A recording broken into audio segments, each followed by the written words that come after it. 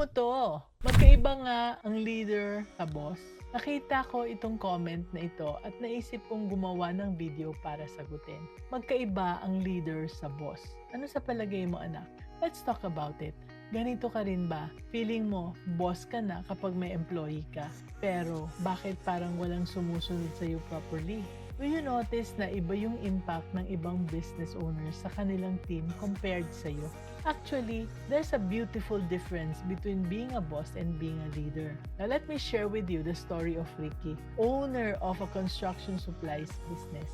Nung simula, feeling niya kasi since may-ari siya, lahat dapat sumunod sa kanya. Kapag may mali, sisigawan niya yung employee. Kapag late, pagagalitan niya kaagad. He was acting like a traditional boss. Commanding, controlling, intimidating. Ano ang nangyari? High turnover ng employees niya.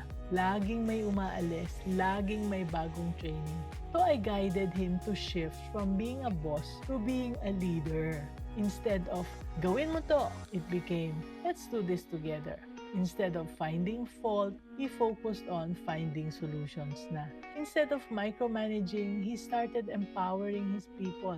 He began listening to their suggestions, acknowledging yung mga efforts nila at involving them sa decision-making. Ang resulta, mas naging loyal yung team niya, mas productive pa, or committed sa success ng business. You see, anak, a boss commands respect through position and fear. Ang leader naman earns respect through actions and trust. A boss says, go, and a leader says, tara, let's go.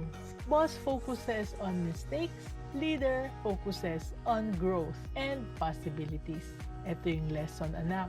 Masakit man pakinggan, pero hindi tayo ang pinakamatalino sa business natin. Our employees have valuable insights as well. And when we lead, instead of just bossing around, we help unlock their full potential. And that's when our business truly flourishes. Diba masaya kapag tayo ay business-minded Pinoy?